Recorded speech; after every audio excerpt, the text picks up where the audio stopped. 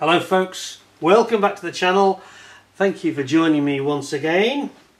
You are always most welcome. Well, I'm just freshly back from Scale Model World at Telford, the IPMS Championships, blah blah blah, to look at all the beautiful scale models that were there, do a little bit of shopping, although it was mainly just sundries I was buying this time.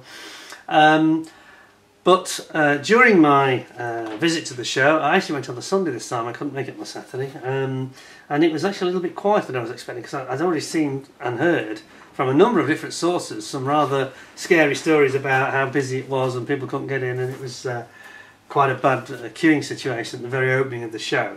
Although luckily, for those of you that went on Saturday, you'll know more about it than I, and I think you had quite crisp, fine, bright weather. And it's a good job they had it sorted for Sunday, because he was chucking it down. But anyway, Airfix took us all by surprise, again, with a surprise announcement on the eve of the show. This interesting new kit they brought out in 72nd scale. It's the Me410A-1, U2 and U4, so 3 variants of the Me410. So this has come like a bolt from the blue. It wasn't announced previously. And yeah, an interesting subject, because it was covered by Matchbox, wasn't it, many years ago. I have to say, I'm just going to zoom in slightly, I have to say that looking at the artwork, which I think is by Adam Tooby, who's a brilliant artist, I have to say, I'm really quite a big fan of his work. Although it's very good, almost photographic quality, but not the most dynamic artwork I've ever seen, in terms of just that there's not much going on there. If you recall the Matchbox, whilst it was Roy Huxley and it was a bit more stylised in some respects, some of you might recall that when I did the review on this, you can go back and check out. I'll do a link at the end. It had one of the most dramatic artworks of all time, where a squad of these were attacking the bomber stream of some B-17 flying fortresses over Germany. But were having a very bad day because they were being dived upon by a whole squadron of Mustangs, and it looked like they were getting shot to pieces, quite frankly. But anyway, which was an odd choice of artwork. It wasn't exactly selling the aircraft to you, you know. So, but again, I'm not sure this is selling the aircraft to you, isn't it? I'm not trying to be critical, but it's just a bit bland. The actual artwork, that's an unusually bland one from Airfix, and most of their artworks recently have been absolutely knockout, frankly. Anyway, we won't dwell on that. It's completely new to me. I have not watched anybody else's review, honestly. So I actually saw them popping up on YouTube and I thought, what's all this? And then of course I realised when I got to the show what was going on. And I was actually handed this kit. This was actually given to me at no charge by Dale Luckhurst, who's the head of brand for Airfix. So thank you very much, Dale. I don't think he recognised me. Actually, several people didn't seem to recognise me this year because of my new growth, and I wasn't wearing my usual attire that you see me in today, which is normal for YouTube. I was a little bit more dressed down, let's say. So quite a few people didn't spot me, and even people that knew me didn't spot me, and I had to be sort of reintroduced. But anyway, digressing. So let's have a look what we got then. So it is kit number AO4066. It has been manufactured straight from the factory in India, frankly.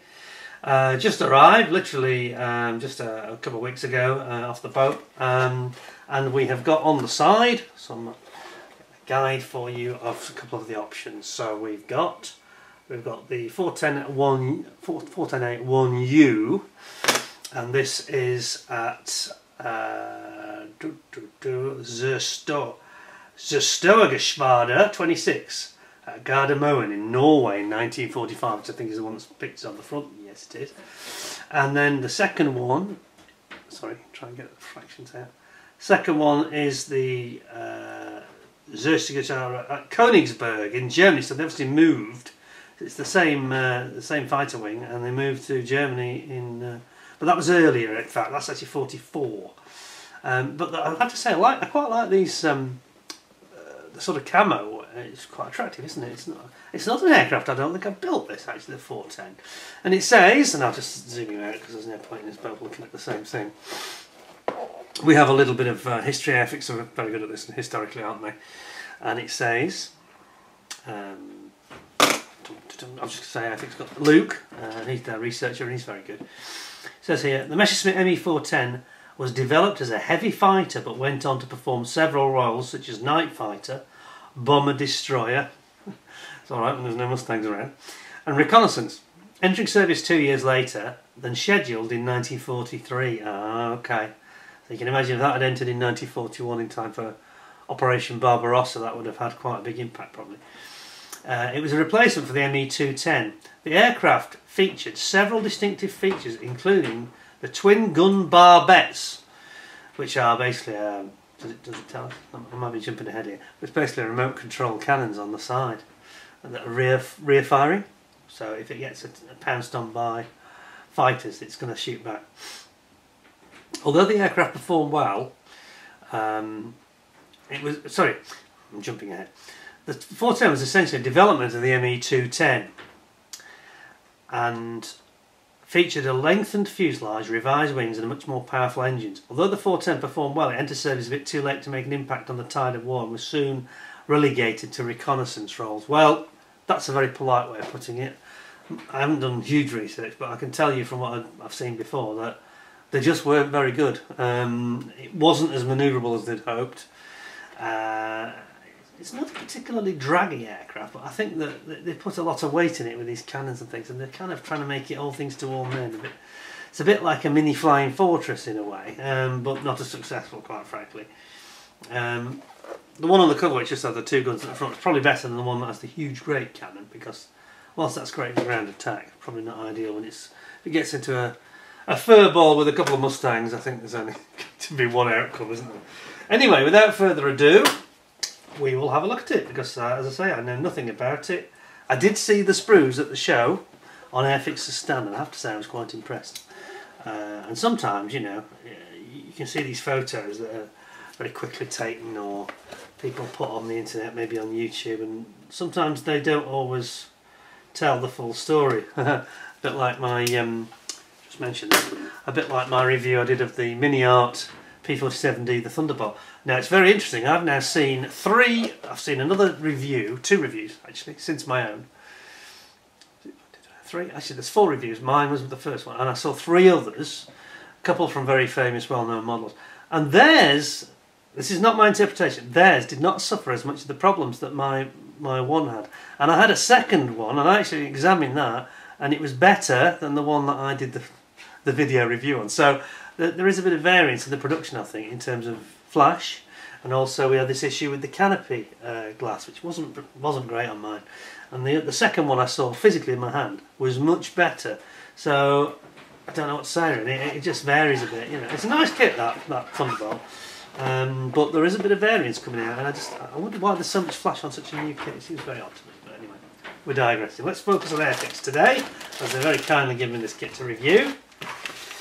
And it's long overdue that we had an Airfix anyway, because I'm desperately waiting for this new S2B Buccaneer, which I think many of us are waiting for, not just me. And the omens aren't great on this. Technically it should be with us in early mid-December, but that may not happen. It's in the lap of the gods, and the shipping gods in particular. Anyway, let's get on with this one. So what have we got? We've got that little colour cutout, and we've got one bag of sprues. I know it's a 72nd scale kit, but I don't like this. They have got a separate sprue bag for the clear parts. I do wish they'd pack them all separately.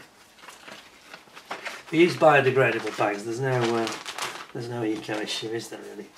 Anyway, let's have a look. So we've got the 2 colour call-outs for the 2 options that are shown. And this is the Gardermoen in Norway, the one that's actually depicted on the cover there, as is 1945, so not long from the end of the war, of course. I'm guessing this was probably used for anti-shipping and stuff like that, trying to attack the convoys, because we had a lot of lease-lend convoys going to the Soviet Union at the time, and I'm betting that this aircraft was one of those planes that was probably attacking those convoys. Anyway, we've got our call-outs, we've got, shows the decal guide as well, and frankly that looks really clear indeed to me. That's very nicely laid out, so I do like the camo. But on the other side we have got Yes, we've got the Königsberg version. So this is the previous year, the 1944 Königsberg version, and I like that even better. I think there's a bit more mottle on this one, but it's just got that typical, you know, it's in the usual RLM colours, so I don't think that's going to be too difficult for any of us really. But this one's got the big cannon on the front, so you can see, let's see the difference if I hold it like that. Standard machine guns or mini cannon actually, I think they are. Are they 108mm, are they? And then we've got this huge cannon, which we'll go into details of in a second. So, in terms of the instructions, it says here, there's just a little bit more info at the bottom than there was on the box, probably due to space reasons. It says, just one last line, and it says only 2 examples are known to survive. One on display at the RAF Museum, and the other one is in storage in the US. In storage in the US. One on display at the RAF Museum. I'm straining my memory. Is that Cosford or is it Hendon they're talking about? Shout up in the chat or in the comments if you know. Because I have seen one of these. Is it not at Cosford? Anyway, we won't dwell on that. Some nice data here, which you don't get with a lot of our friends. Manufacturers in the Far East tell you nothing about the aircraft at all, like the P47, I have to say. So we've got some data here. We've got maximum speed, 315. You see, it wasn't that fast, was it, for a twin engine? I mean, if that meets a Mosquito, which looks kind of similar from a distance, it's going to get eaten for breakfast, isn't it? I mean, they're about 100 mile an hour faster than that, aren't they? That's not competitive, so this is why it was having problems. And it says range 750 miles, that sounds fair. Wingspan 53 feet, length 40 feet. It's quite long, isn't it, even though it's very blunt nosed. To 7.92mm. I was way off, wasn't I? The MG17s, that's what I was thinking of. Cannons in the nose, or 2 MG151s. By the way, if you hear a lot of noise, you will hear a lot of noise today. In the UK, we've got Storm Debbie, I think it's called.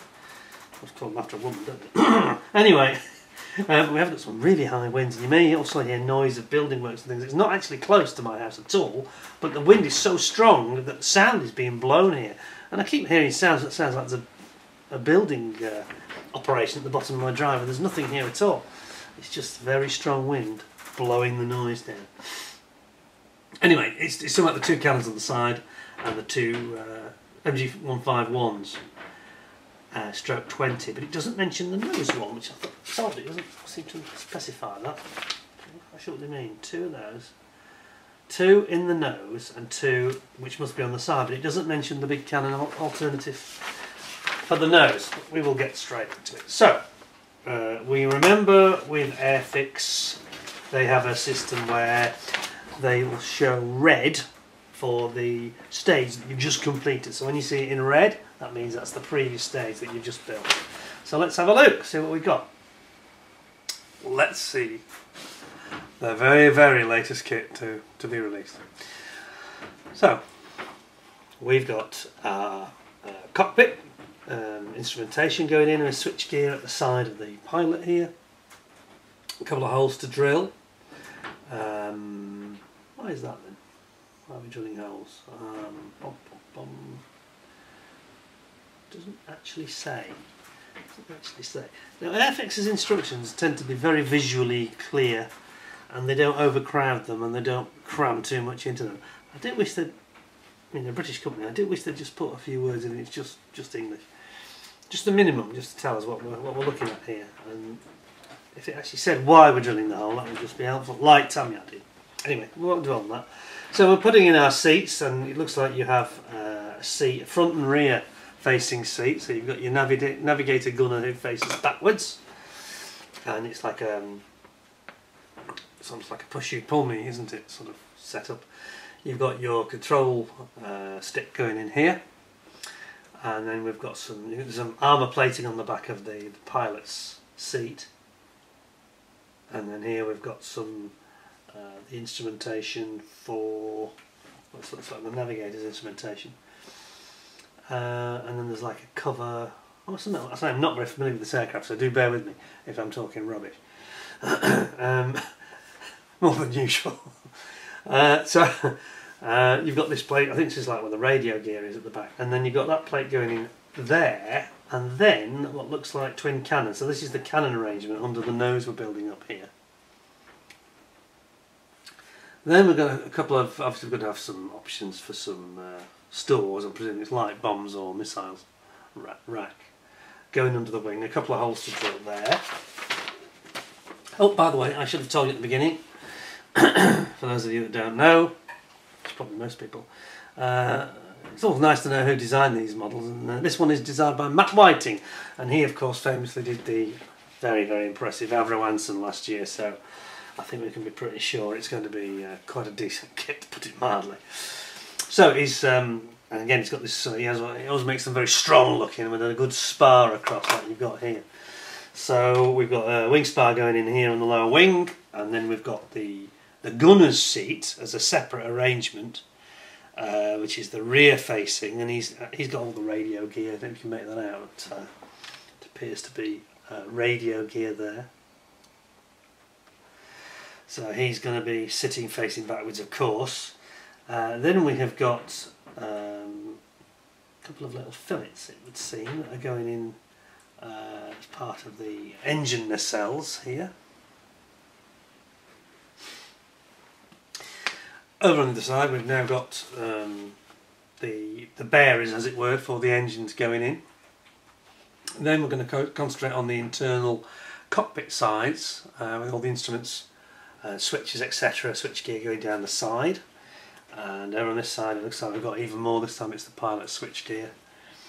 And then the pilot's own cockpit area goes in, and it has this like a cutout where obviously it's going to go over for the gunner's position to come in later. And then very helpfully Airfix show you at the end of that stage exactly how it should look in terms of alignment.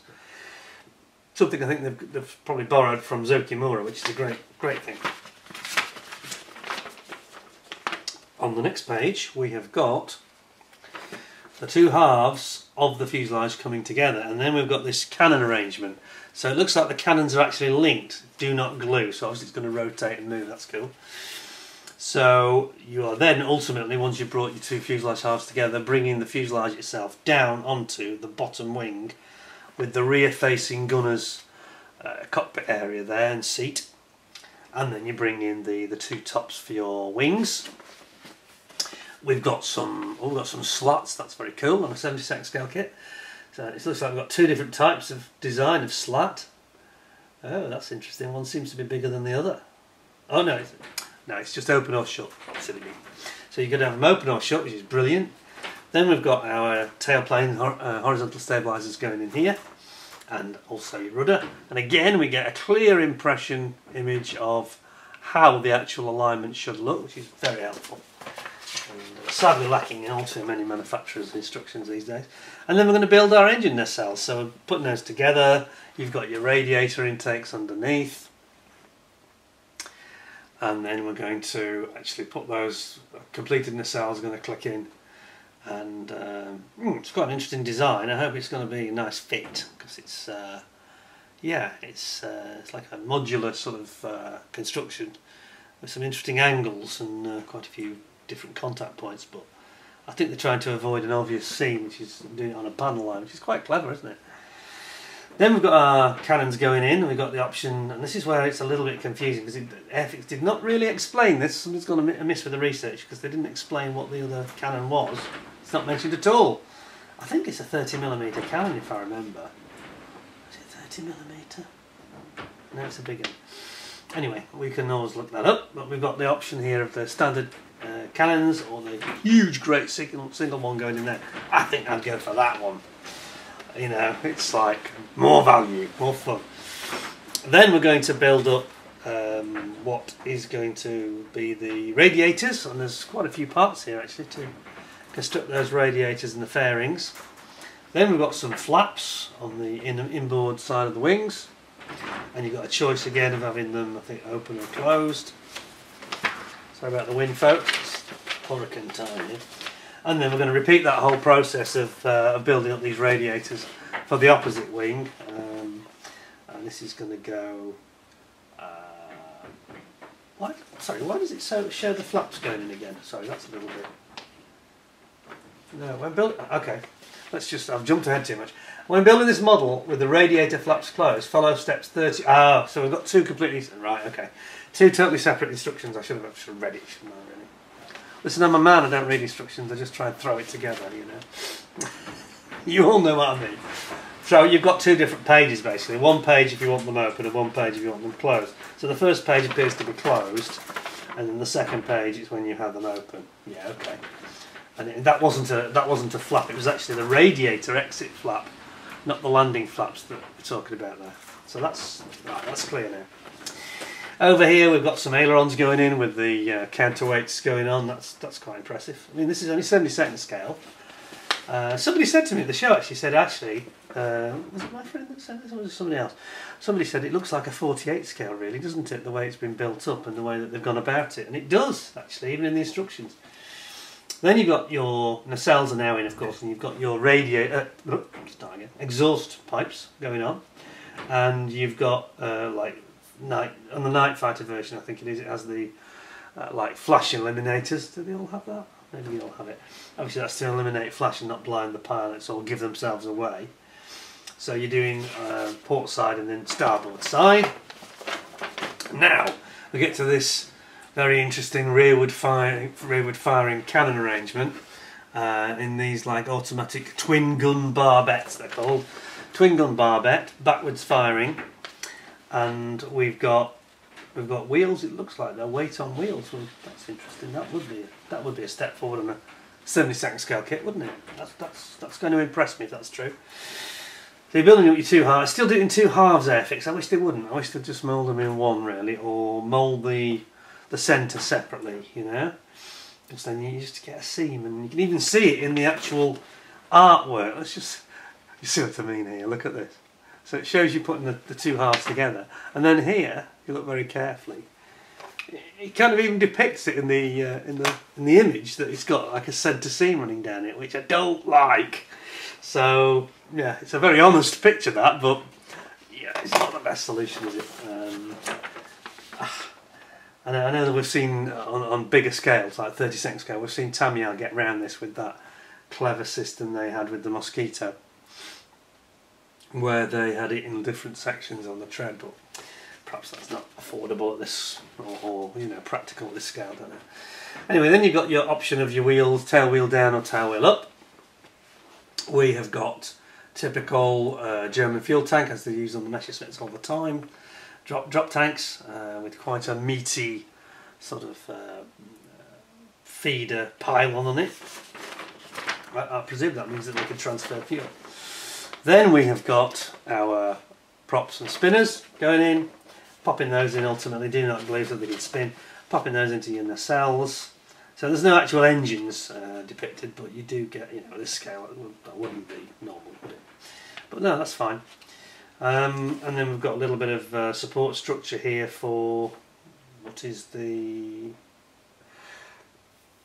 that another gun that he operates? I'm not quite sure, just a bit of framework I think. And then there's actually a window in the nose. And it looks like there's two different versions of the window, because one's got a single cutout for the big cannon or a twin cutout with its standard machine guns. And then we've got, I'm just getting nervous, I'm looking at the canopy, it's in 3 parts, ouch. Let's hope that they're all good fit, yeah. I think you might want to use some PVA glue to glue that together, to be honest, to try and avoid any adhesive runs that would be catastrophic, do you know what I mean?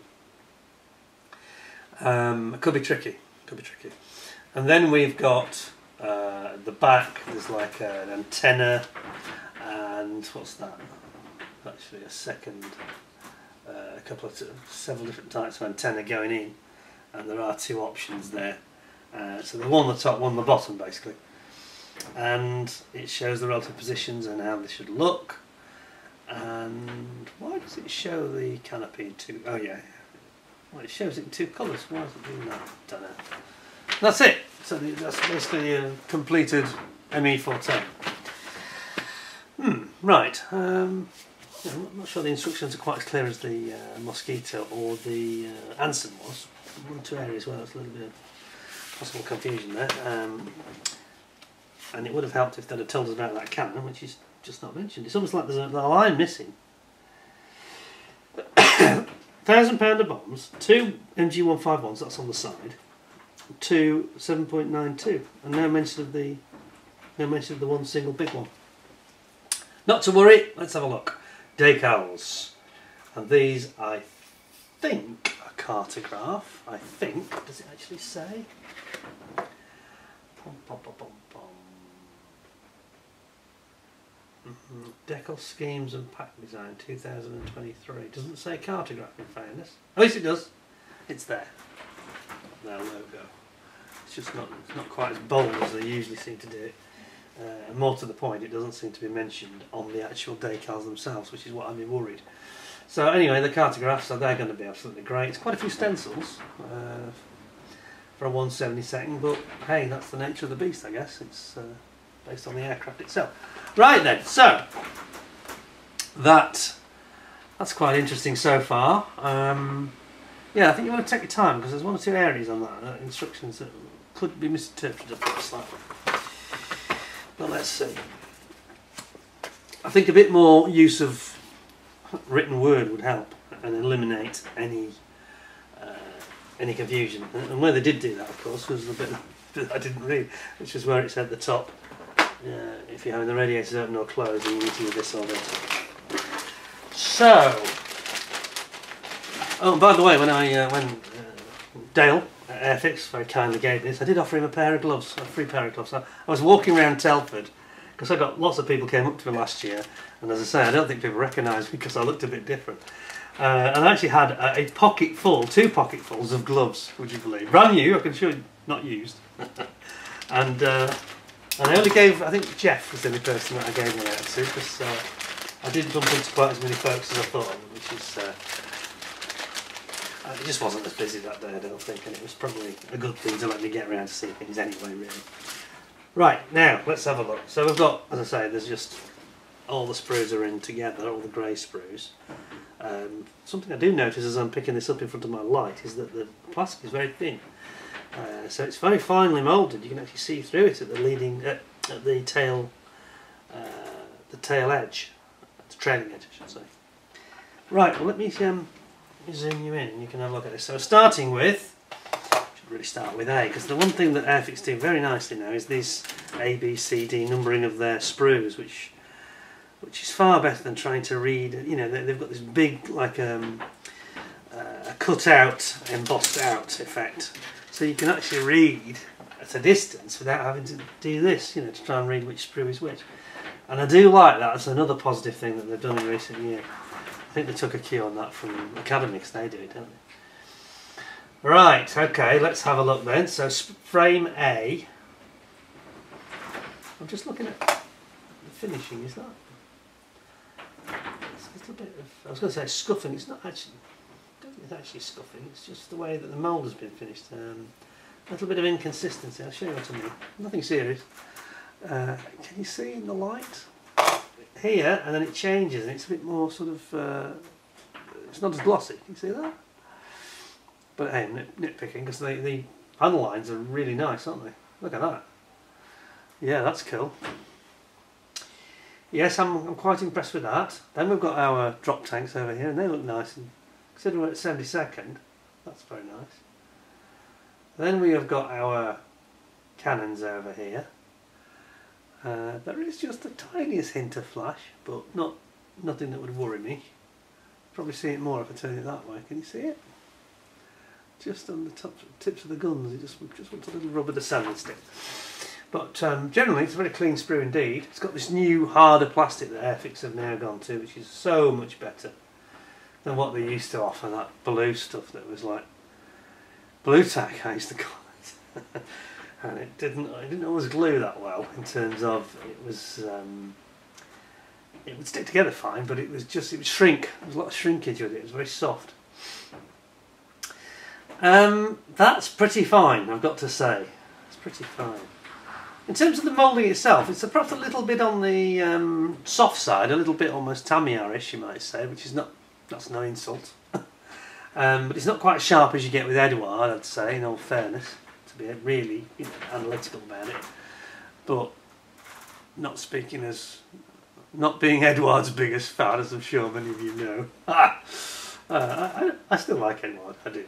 But actually, this is one area where they're very, very good. But look at the detail we've got here with Airfix. Look at that, the radio gear. Isn't that nice? You see the wiring? That's very nicely moulded, actually. So I was saying it wasn't all that sharp, but it is where you need it to be. That's nice. And you've got, you know, the detail on the wheels there. Camera can just focus. That's very well done as well. No, that's a nice sprue, that sprue A. So that's a good start. We'll pop that over there. I'll just zoom you back out again. So now that people don't want to be looking at the green screen, that's a bit amateurish, isn't it, really?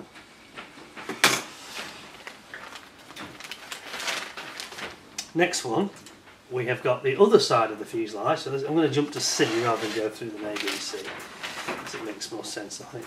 So here we've got the other side, and again, yeah, we've actually got that effect again. So I don't know whether it's something to do with the plastic or how it is on the other side.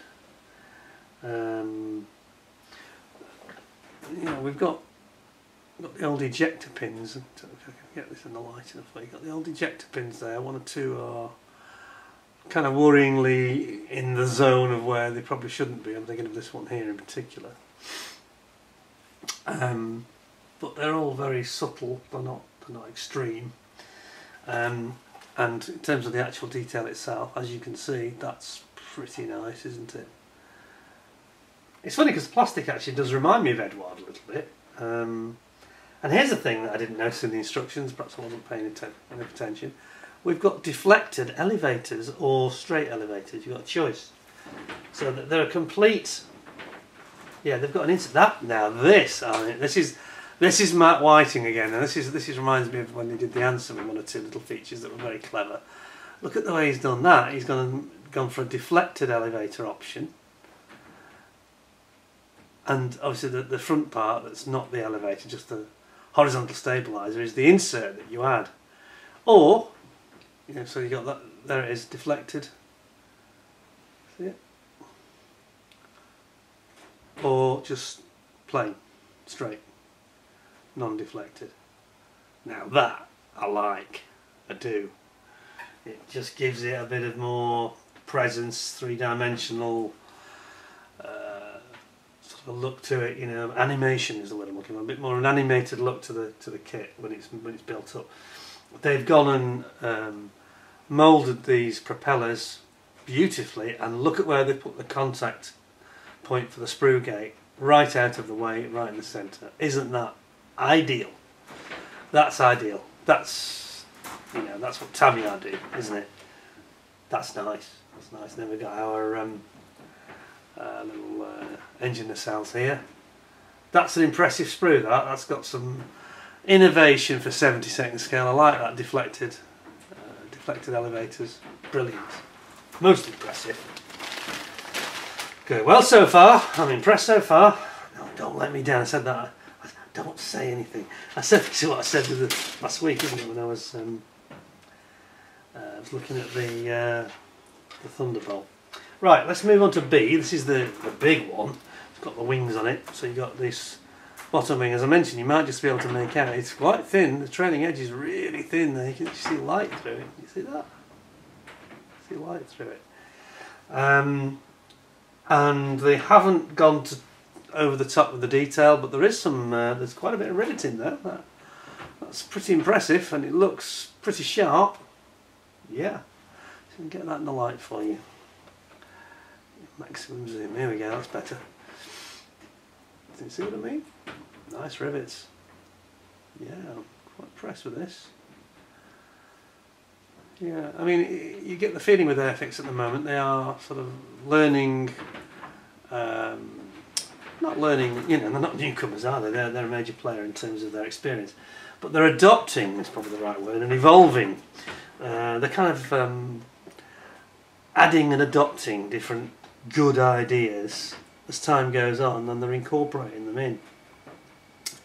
And there's nothing wrong with, you know, taking ideas from Tamiya or Zokimura You know, certainly in the case of Tamiya, they're market leader, and there's a reason for that, isn't there? So that is pretty good. I'm trying to figure out a way to put them in with a little scratch against each other. Right, okay, so then we are on to frame D, I think we'll have. D, which has got all the small parts, including all the undercarriage and the supports for the fuel tanks, etc.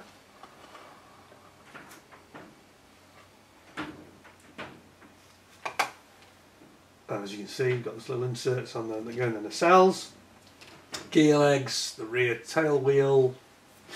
We haven't got, I've got to be honest, there's not a lot of detail on those seats. It's kind of a very basic seat, isn't it? But it's okay. It's okay, the scale. But one thing that does impress me a lot by looking at this particular sprue is that we've got a lot of fine parts here, and there's no horrible flash. You know, that's superior in terms of its cleanness. Look over here, look how fine they are.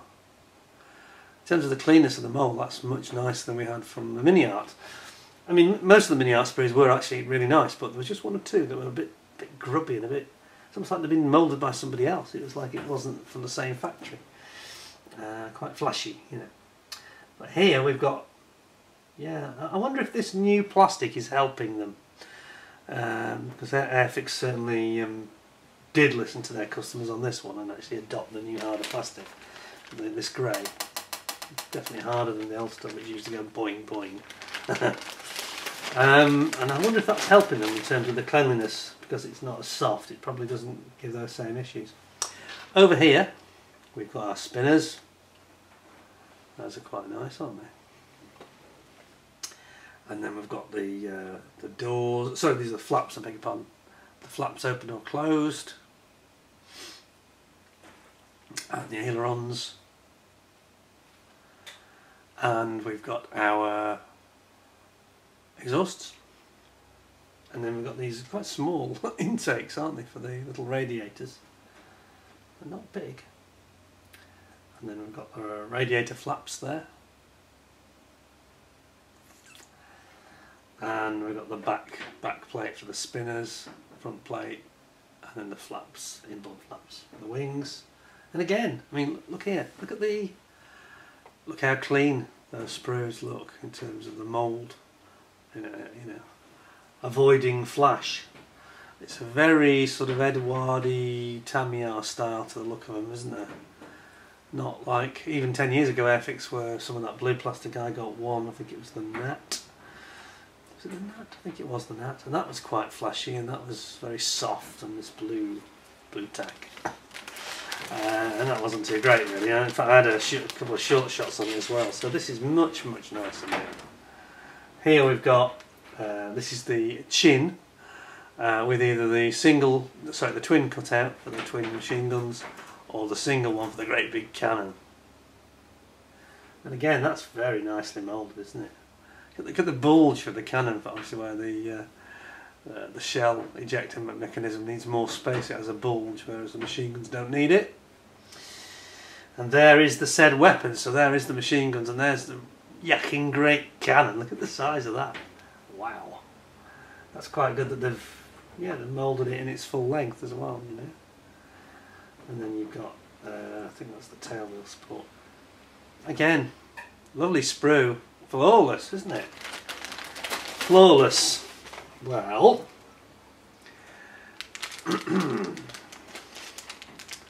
cross everything, folks, because we're about to go into the clear parts, and not particularly Airfix, but just generally, I seem to have had one or two where I've got to the clear parts. Even with ICM, it's been brilliant. One of their kits, most of them have been great. One of them did have a hiccup on the clear parts, but they did resolve it for us. But it just seemed to be the thing that's perhaps the toughest challenge for manufacturers, is getting them just right. Never easy. See what we've got. Oh, I think we're okay. Apart from slight mark on that. It's just a finger mark. It actually looks like a fingerprint, actually. It's right on top and down the centre. Now, Airfix have got a bit of a history with this, I've got to say. It can be a bit of an Achilles heel for them. Let me just show you this. It's not serious. I think it's something that will polish out, but can you see? Dead centre there. It almost looks like a fingerprint. Can you see that? Here, here, there. It's very strange. It's like a cloudiness to it, and it looks almost like somebody's had a fingerprint on the has touched the actual mould, perhaps. Because I don't think it's on this part. Am I right? I've got the good glasses on today as well, so I've got very good vision today. Yeah, it's not, and it's not on the other side. There are two options here. What is it? Yeah, it's supposed to be, what it is, it's supposed to be like I believe it is anyway, it's supposed to be like a more fuzzy, slightly more opaque, maybe even a sun shield thing for the pilot. And on this side, it's fine. It's got the opaqueness, but it's completely consistent. But on this side, you see it, there's like a, I must be the king of finding, I mean, every kit I get has problems with clear parts. But look, you can see there's an issue there. That might polish out. It might polish out. I think with a good cotton wool buddy. I get the impression it's actually on the outside. It's on the top surface here. On this side as you look at it. I don't think it's on the inside. Anyway, I won't dwell on it too much, but that's a slight glitch. That's the second time in a week I've got to the clear parts and not been quite right. There is here the side windows, and I have to say they look absolutely perfect, frankly, to my eye.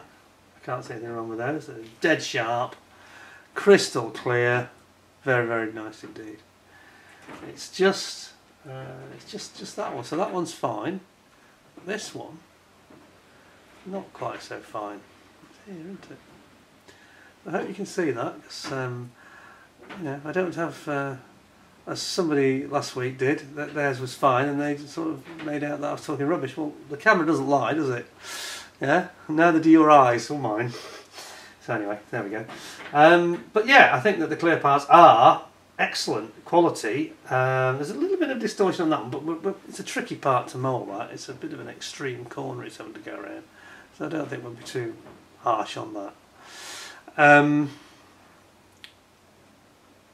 And it's a very affordable kit, you know, what's it retailing for? About £30, isn't it, thereabouts? Less from some suppliers, no doubt. But yeah, so we've got one, that's the one little tiny glitch, but I say, I think it would polish out. It doesn't, you can't feel it. It's nothing, it's not, you know, extreme. I think it's a polished job to get rid of that. So I will try not to let that derail our satisfaction too much with the kit. I have to be honest, the standard of, bearing in mind the scale of this, because I think that's always a big factor, scale and price. That's a good step forward. This reminds me of the Mosquito they did last year, which was excellent as well, you know. That was Paramjit's design, I think, wasn't it?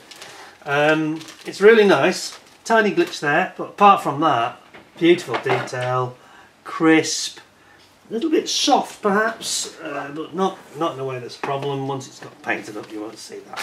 Anyway. Paint it, weather it, and it looks sharp, more than sharp enough, I think. Very, very clean, very, very, for a 72nd scale kit, a very, almost, like this comment that was made, almost 48th scale quality, really. I think that's a good way of looking at it. So, where am I at with it? Well, first of all, it came as a complete surprise to most of us, the vast majority. So, weren't expecting anything. There's no expectation either way, really, as far as I'm concerned.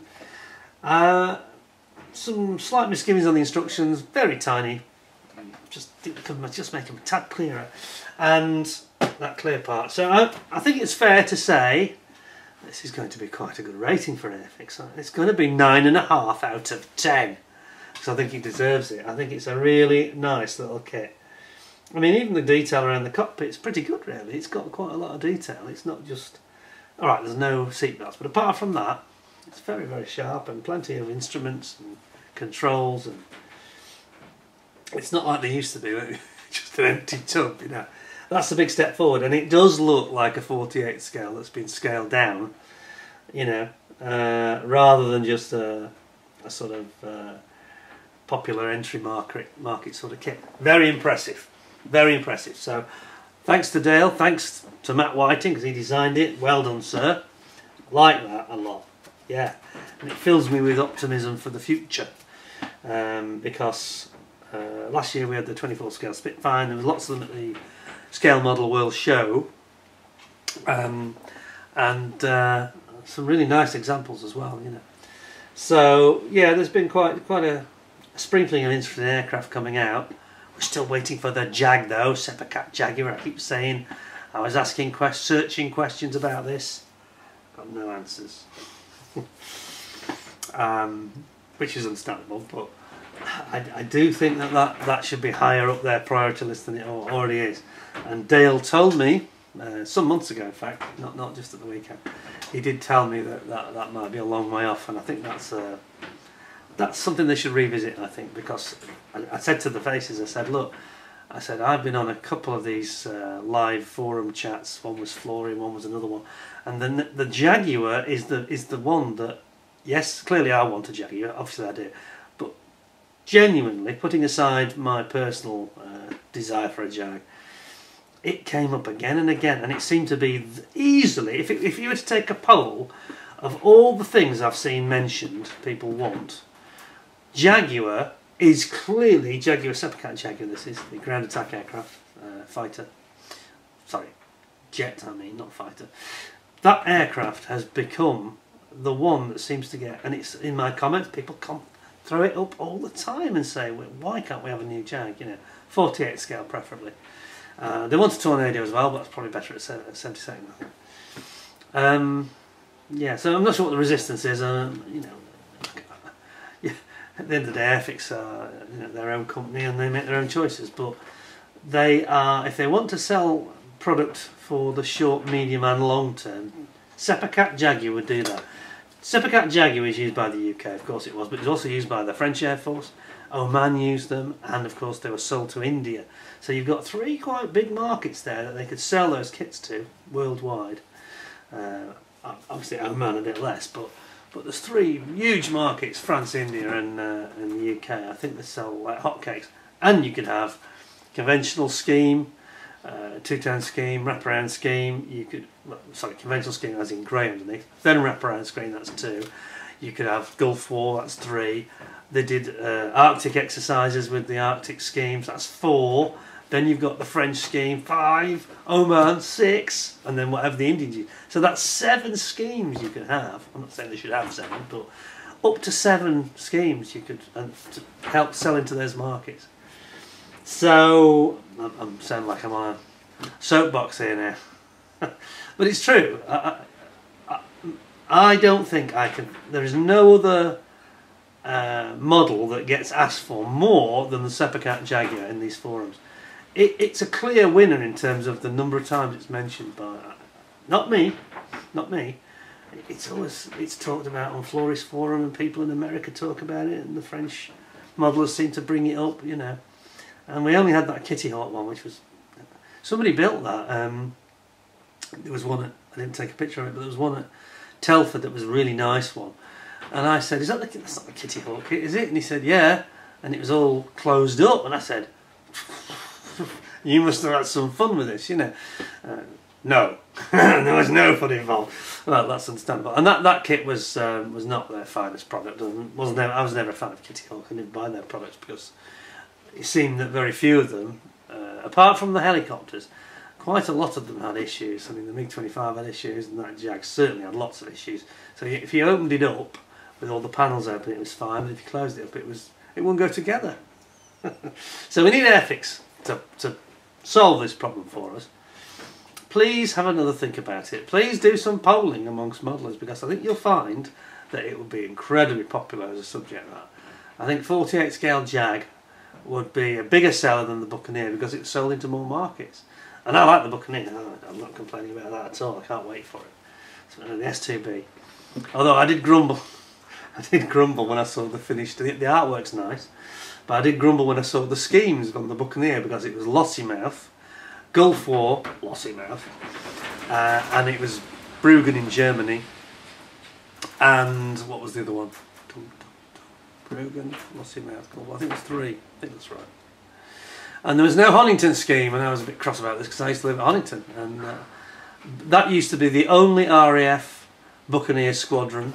There was actually 2 squadrons there, was it 3? 12 squadron, 15 squadron, but they moved to Germany, and Nine squadron. Anyway, there was at least 2 squadrons of Buccaneers, and they were the only Buccaneers in the country apart from the Navy ones down in the southwest. And they were there for 15 years, the Buccaneers at Honington. And it always annoys me that, and I actually made this comment to, I think I was talking to Matt Whiting, and he said, "Oh, you must go and talk to Luke, the researcher, I just didn't get time." But I said, you know, every single scale you've done the Buccaneer at, you've never done a Honington Buccaneer. And it was the station for the Buccaneer, the only station. I don't get it. It's like it's like they think that nothing happened before 1980, you know? Because they actually moved out between 82 and 84 completely up to Lossiemouth, because the tornado came into Honington then. But anyway, I'm digressing a bit here. But I think we should, yes, just try and get that recorded, that Honington was the Buccaneer base for the RAF in the UK. Lossiemouth came much later. So we'd like to, it would be nice to have markings, and I've now got to go and get some aftermarket decals, so I'm a bit cross about this. Anyway, I don't want to be too grumpy because I got this very kindly given to me by Airfix. The fact that I got it for nothing, I can assure you, has not influenced my opinion of it, and it wouldn't either way. It doesn't with any other manufacturers either. But that is, yeah, it's better than I was expecting, if I'm honest. It's nice, isn't it? Yeah, there's nothing in there not to like, and I think you do a nice paint job and get your camo work done nicely. Could look really quite impressive, that could. Personally, I do it with the big cannon on the front. I think it looks more impressive. So anyway, there we go. Hope you enjoyed the review. Hope you agree with my quite high rating I gave that. It's the highest Airfix rating I've given since the Anson. I think that was also 9.5 or 9.75, I can't quite remember. So there we go. So that's nice that that's come up, and we're expecting the Buccaneer soon. As I said, maybe not as soon as we'd hoped or expected, but I think poor old Airfix are in the hands of the shipping people now, as we've had with Tamiya and Zokimura and lots of others, you know. So that will be coming in the near future. Something to look forward to for you.